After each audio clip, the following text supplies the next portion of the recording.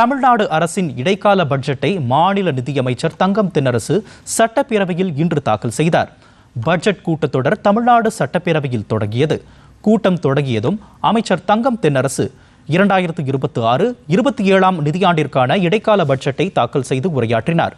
அப்போது சென்னை, தஞ்சாவூர், ஈரோடு, ராமநாதபுரம் உள்ளிட்ட மாவட்டங்களில் 285 கோடி ரூபாய் மதிப்பீட்டில் அருங்காட்சியகங்கள் அமைக்கப்படும் என அறிவித்தார்.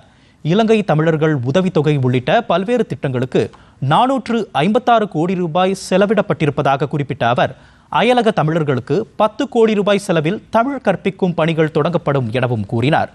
உயர்கல்வித்துறைக்கு 8505 கோடி ரூபாய் நிதி ஒதுக்கீடு, சிறப்பு செயலாக்கத்துறைக்கு 17,088 கோடி ரூபாய் ஒதுக்கீடு உள்ளிட்ட பல்வேறு அறிவிப்புகளையும் அமைச்சர் தங்கம் தென்னரசு வெளியிட்டார்.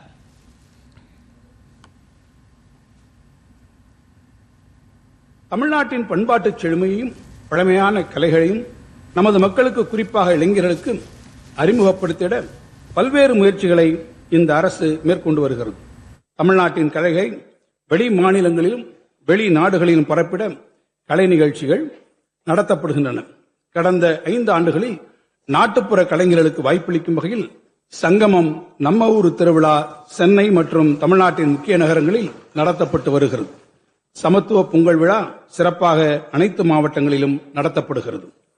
இந்திய அளவில் மட்டுமின்றி உலக அளவிலும் இரும்பு தாதுவில் இருந்து இரும்பை பிரித்து எடுக்கும் தொழில்நுட்பம் தமிழ் நிலப்பரப்பில் இருந்தே அறிமுகப்படுத்தப்பட்டிருக்கிறது என்பதை அண்மைக்கால அகழ்வாய்வு முடிவுகள் வாயிலாக நாடெங்கும் போற்றப்பட்டது.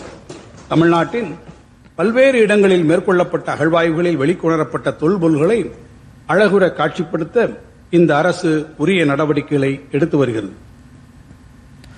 தொடர்ந்து வேளாண் துறை அமைச்சர் MRK பன்னீர்செல்வம் இடைக்கால வேளாண் பட்ஜெட்டை தாக்கல் செய்து உரையாற்றினார்.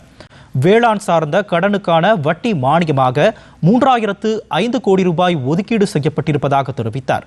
130 நவீன நெல் சேமிப்பு கிடங்குகளுக்கான கட்டுமான பணிகள் மேற்கொள்ளப்பட்டு வருவதாக கூறிய அவர், 174 கோடி ரூபாய் செலவில் பயிறு பெருக்கு திட்டம் செயல்படுத்தப்பட்டிருப்பதாகவும், இதன் மூலம் 9 கோடியே 40 லட்சம் விவசாயிகள் பலன் அடைந்திருப்பதாகவும் குறிப்பிட்டார்.